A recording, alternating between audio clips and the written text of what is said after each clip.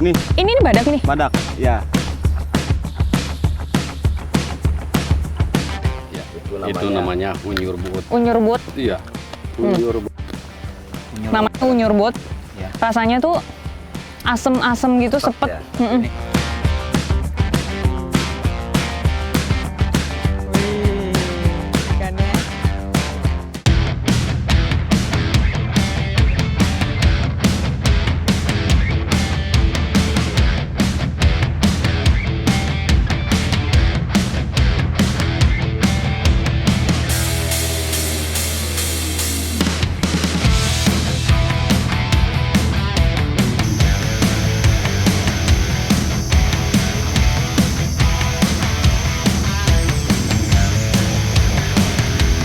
Terletak di kawasan paling barat Pulau Jawa, Taman Nasional Ujung Kulon, jadi benteng terakhir habitat badak Jawa di dunia.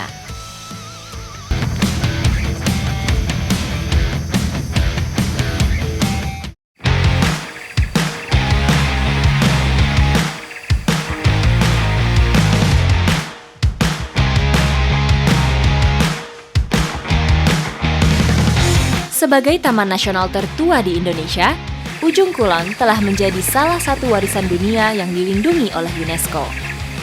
Ada sekitar 30 jenis mamalia liar yang hidup di dalam kawasan ini.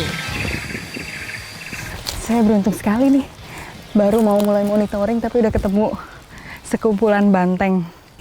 Kita pantau dari jauh karena kita harus tetap waspada sama banteng-banteng liar ini. Bisa aja tiba-tiba kalau mereka merasa terancam, kita dikejar. Savana Cidaon merupakan lokasi berkumpulnya hewan-hewan liar penghuni hutan Ujung Kulon saat mencari makan. Momen ini juga menjadi salah satu incaran saya, selain badak Jawa bercula satu. Ah, di sana ada merak juga. Ada banteng, ada merak. Tinggal nunggu badak.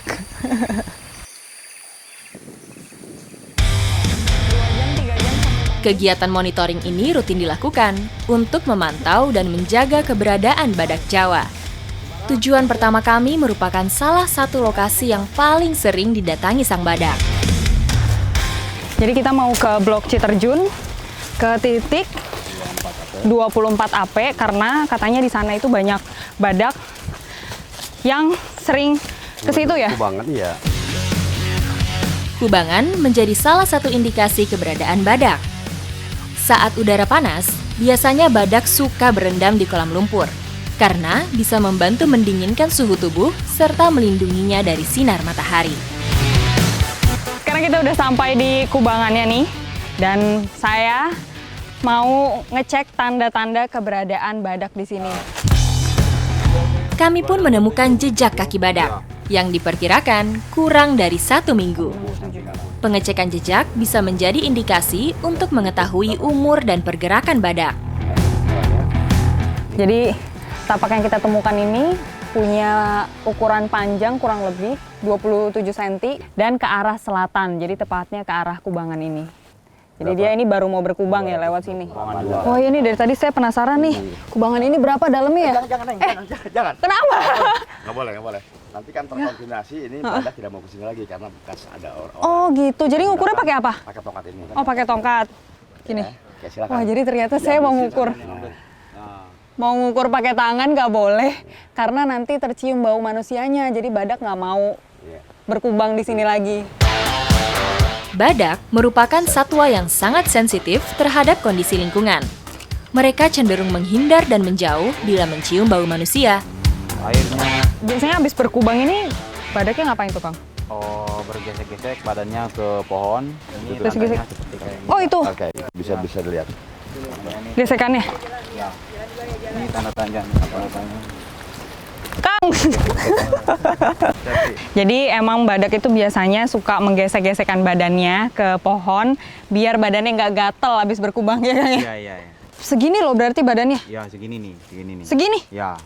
Wah, ini udah sedagu saya nih. Perilaku menggosokkan badan ke pohon dilakukan sebagai perawatan diri untuk melepaskan parasit dari tubuhnya.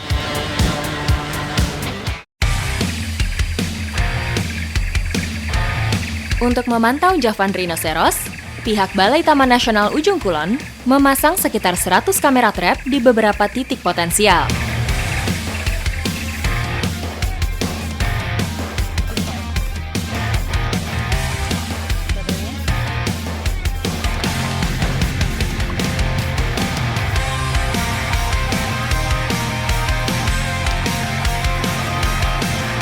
Sekarang kita mau lihat hasil rekaman badaknya. Saya nggak sabar.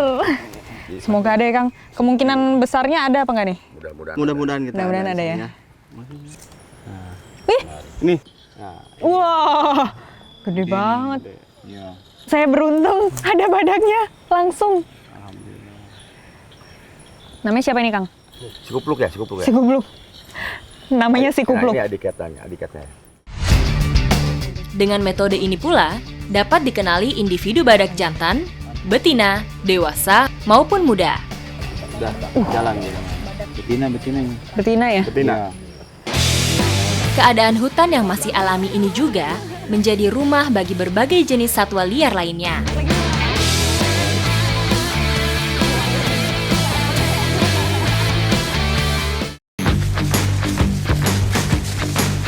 Kekayaan ekosistem Ujung Kulon bukan hanya satwa endemiknya saja. Jenis flora pun juga cukup beragam. Sebagai binatang herbivora, badak sering meninggalkan jejak dari tanaman yang dimakannya.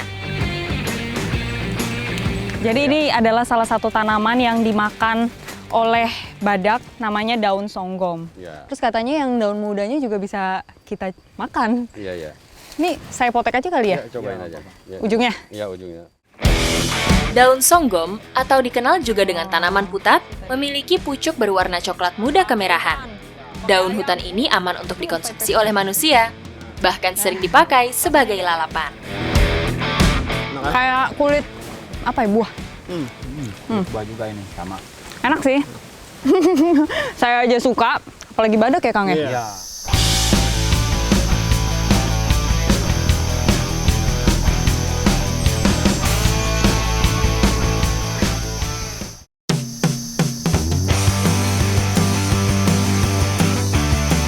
Kegiatan monitoring kami masih berlanjut, tapi rasa lapar mulai mendera. Kami pun menemukan salah satu jenis buah hutan. Ya, itu namanya unyur but. Unyur but. Iya. Unyur but. Namanya unyur but. Iya. Rasanya tuh asem-asem gitu, sepet. Ya, Mm-mm. Ini. Kayak apa ya? Kayak salak. Kayak salak ya, Kang? Iya. Iya. Mirip. Lumayan buat nambah stamina, karena perjalanan kita masih lumayan. Dikenal dengan sebutan hunyur buut dalam bahasa Sunda, buah hutan ini memiliki nama ilmiah Katsura scandens. Selain dapat menambah stamina, buah hutan ini juga dipercaya dapat digunakan sebagai obat batuk. Bisa juga diminum airnya. Oh iya? Ya, buahnya juga bisa dimakan. Di mananya? Oh, ini airnya nanti dipotong dalam? dulu, di dalam ya. Oh gitu. Dipotong dulu. Sok coba. Mau dong. Cepat. Mana? Cepat. Mana air? Keluar. Mau dong nyobain. Nih. Segar. Udah habis nih, Kang. Udah habis. Udah habis. Wah, Segar. mana kita ini? Lumayan kita ngisi stamina. Kita Yuk. lanjutkan perjalanannya. Lanjut lagi, Kang.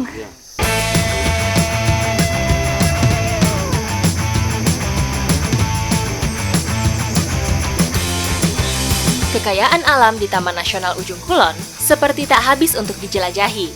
Tumbuhan yang paling mudah kami temukan adalah rotan.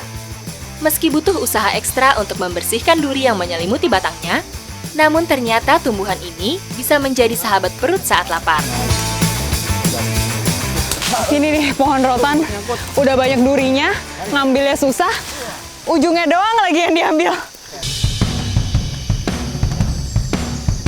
Bagian rotan yang bisa untuk dikonsumsi adalah umbut yang terdapat pada bagian pucuk. Meskipun rasanya sedikit pahit, tapi memiliki tekstur lembut dan mudah dikunyah. Mana, Kang? Ini ya. Oh, Ambil ini. aja, ambil. Ambil aja Ya. ini. Ya, ini. Tuh kan. Tapi pahit. Oh iya, enak. Rasanya ya, tapi Ini enak. Kalau dibakar lebih lebih mantap pokoknya. Ini lebih enak sih, kayak Ya. kelapa ya. Ya.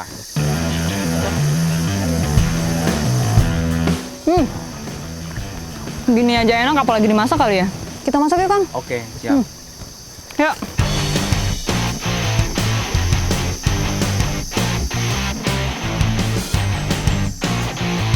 Wah, kita nemu sungai dan katanya bisa menemukan udang air tawar.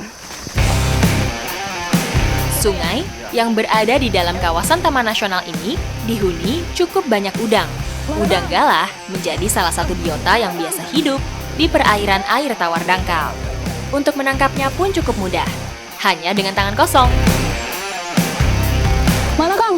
Ini ada nih. Ya, nah. Wih, cepet banget dapetnya. Dia langsung nempel di batu-batu karang ini. Simpen dulu, Kang. Udang galah tidak mampu bertahan hidup di perairan berarus deras. Mereka lebih suka bersembunyi di balik batu atau patahan ranting kayu. Perumpung ya. Oh, mana?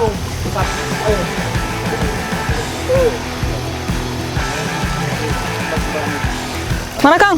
Lihat. Harus nih, bantuin. Coba. Nyetukin. Tangannya awas. Wow, banyak. Nah, Yeay.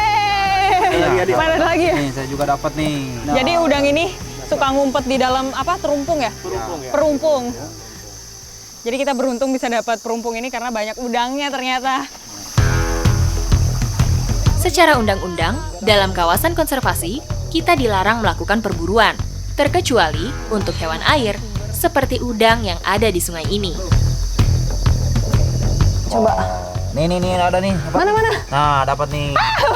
Yeay, dapat. Udang galah punya capit yang sangat panjang dengan ukuran kepala yang besar.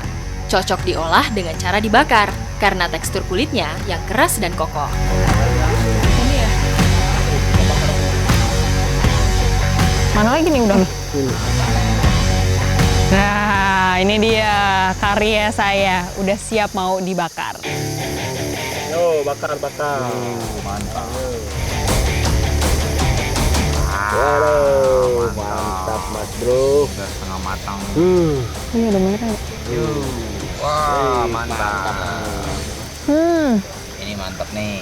Wah. Rasanya masih segar karena baru diambil dari air tawar. Manis ya, Kang? Mantap. Sekarang bagian rotannya yang udah dibakar, kita coba. Dalamnya ya, Kang? Setelah dibakar ternyata rasanya lebih gurih. Ibaratnya ini tuh nasi, terus ini lauknya. Wah, mantap. Perpaduan yang keren banget nih. Lelah bekal perjalanan jauh terobati dengan perut yang sudah terisi.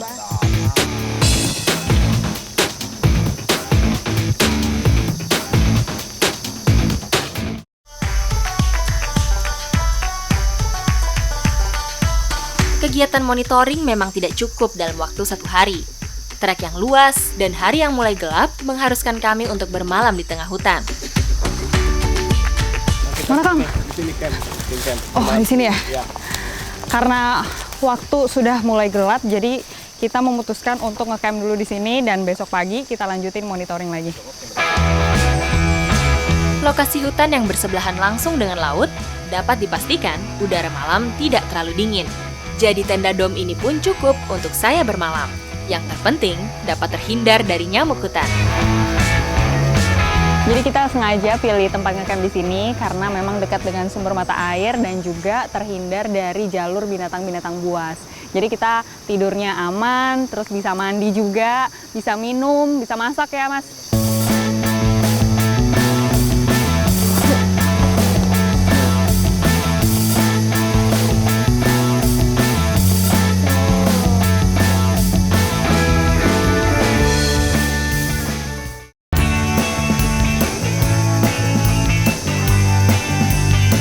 Biasanya pada pagi hari badak sering melakukan aktivitas dan saat ini saya mau melanjutkan monitoringnya.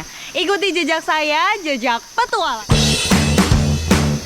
Memiliki luas lebih dari 100.000 hektar, kawasan Taman Nasional Ujung Kulon terdiri dari wilayah barat dan perairan. Selain trekking darat, menelusuri jejak badak bercula satu juga bisa dengan menyusuri sungai.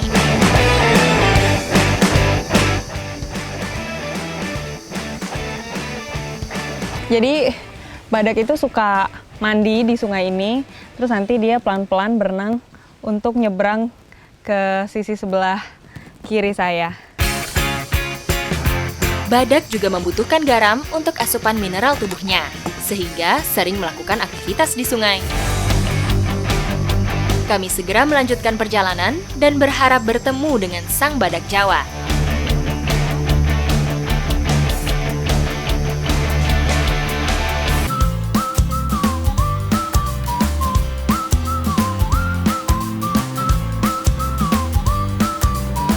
Walaupun saya kurang beruntung tidak bisa ketemu dengan Luther dan juga Helen, tapi saya tetap bisa menikmati keindahan Taman Nasional Ujung Kulon. Ikuti jejak saya, jejak petualang.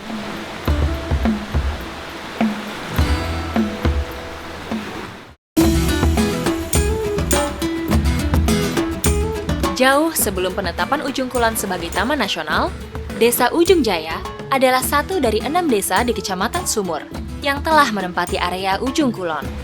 Desa yang memiliki 12 kampung ini pun merupakan desa terujung di Ujung Kulon. Dan sekarang saya mau ngikutin Pak Marsit ini untuk melaut. Pak, nanti kita sebelah mana, Pak? Sebelah sana. Oh, sebelah sana ya? Iya. Umumnya, nelayan kampung Tanjung Lame menggunakan jaring bentang sebagai alat tangkapnya. Cara tangkap ini dianggap lebih ramah lingkungan. Nah, ini dia jaringnya yang udah siap untuk kita tebar ya, Pak. Untuk mendapatkan ikan, kami pun harus menunggu hingga ikan terkena perangkap jaring.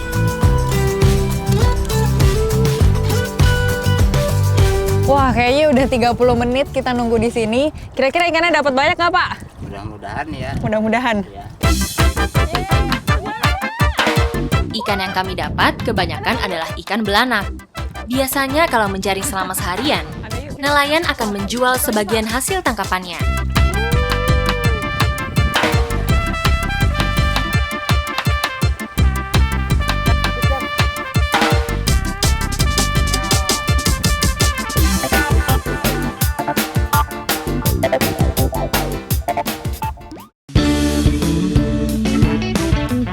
Ikan yang baru ditangkap memang lebih enak jika langsung diolah, karena masih memiliki rasa yang segar dan manis. Sekarang saya bersama Ibu Iro dan juga Ibu Karci mau mengolah ikan yang tadi sudah saya tangkap menjadi omyah. Ya kan, Bu? Omyang. Omyang ternyata bukan omyah. Omyang merupakan olahan masakan khas Desa Ujung Jaya yang menggunakan bumbu seperti kunyit, cabai, bawang merah, bawang putih, dan bahan rempah lainnya. Semua bumbu harus dihaluskan.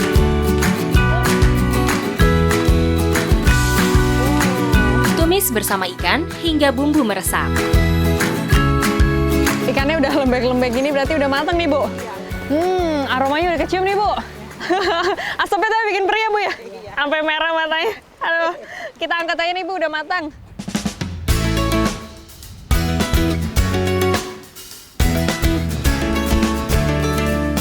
Wih, saya ngambilnya banyak lagi. Sama tadi. Nih kayaknya enak nih, saya mau langsung cobain.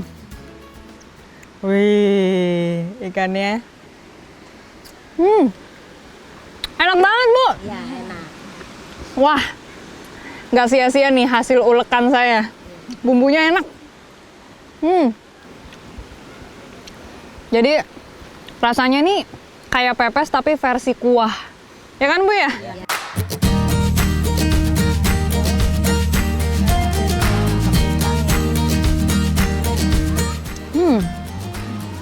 Walaupun menjaring ikan itu susah, tapi saya puas banget nih karena hasil makanannya itu enak banget.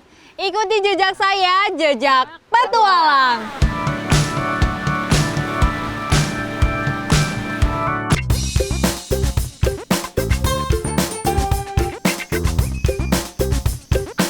Desa Ujung Jaya memang berbatasan langsung dengan laut, membuat tanaman nipah tumbuh melimpah ruah di sini. Daun dari tanaman sejenis palem ini juga dikenal dengan banyak nama. Di sini biasa disebut pohon daun. saya bawa ya. Nipah memiliki berbagai kegunaan karena memiliki beragam potensi untuk kebutuhan sehari-hari. Jadi daun nipah ini memang banyak sekali tumbuh di daerah sini dan sering dimanfaatkan oleh masyarakat untuk dijadikan atap rumah.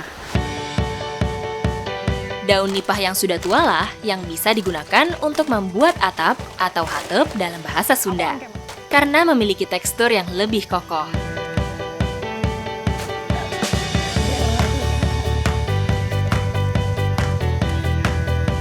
Daun nipah sudah dikumpulkan, sekarang waktunya untuk disusun biar bisa menjadi atap.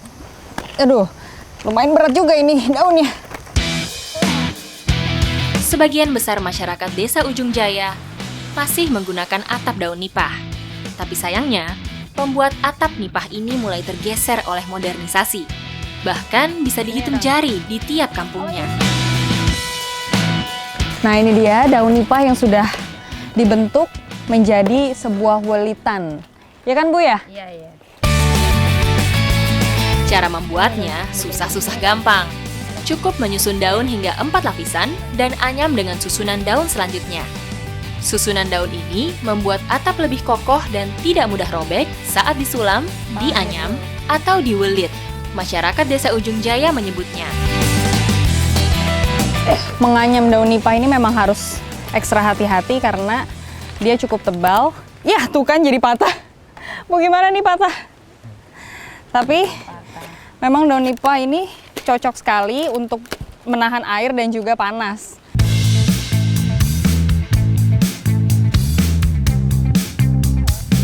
Biasanya untuk menganyam daun nipah ini harus pakai bambu. Tapi karena di sini sulit mencari pohon bambu, jadi kita pakai batang dari daun nipah itu sendiri. Untuk membuatnya tidak banyak membutuhkan modal, karena bahan-bahan yang digunakan berasal dari alam. Mulai dari daun nipahnya, kayu pengait, hingga tali untuk menganyam. Biasanya welitan nipah ini dijual ke warga desa sini atau bisa juga dijual ke kampung-kampung lain. Biasanya dijual berapa sih Bu? Harganya 3.000. 3.000? Iya. Satu ini, satu welitan? Iya. Oh, Meski dijual cukup murah, peminat hatep nipah ini masih cukup banyak. Untuk memenuhi permintaan, dalam sehari Bu Rohman bisa membuat 20 welitan nipah. yeay, jadi nih Bu. Ya, Kalau udah jadi kita bawa kemana nih? ini jemur, kita jemur dulu. Oh, dijemur. Iya. Di mana tuh jemurnya Bu? Sebelah situ yang tempatnya panas. Ya udah, kita jemur ya Bu. Atap nipah harus melalui proses pengeringan sebelum dapat digunakan, agar dapat bertahan hingga 3 bahkan 5 tahun. Nah, daun nipah ini biasanya dijemur sampai 5 hari, itu warnanya udah agak kecoklatan, tapi harus sambil dibolak-balik juga biar coklatnya itu merata. Ibu ambil lagi.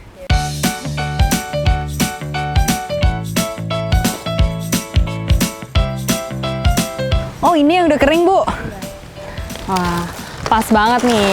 Ada daun nipah yang sudah kering dan langsung bisa dijadikan atap. Karena katanya ada atap yang bocor ya, Bu? Iya.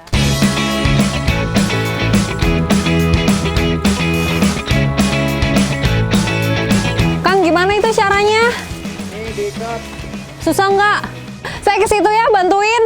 Yakin? Yakin, udah saya ke situ ya, naik.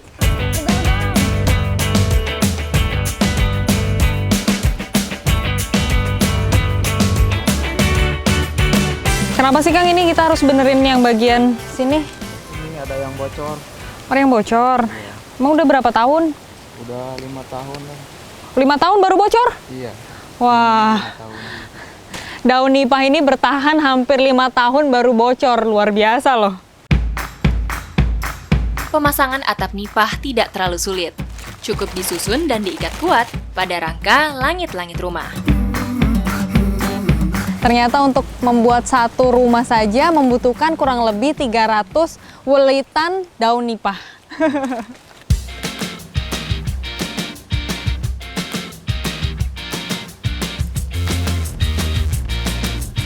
Bu, lagi Bu. Akhirnya ini yang terakhir ya Kang ya. Kampung Tanjung Lama ini memiliki hawa yang cukup panas karena berbatasan langsung dengan pantai. Makanya daun nipah ini cocok untuk dijadikan atap rumah karena memberikan efek yang cukup sejuk. Ikuti jejak saya, jejak petualang.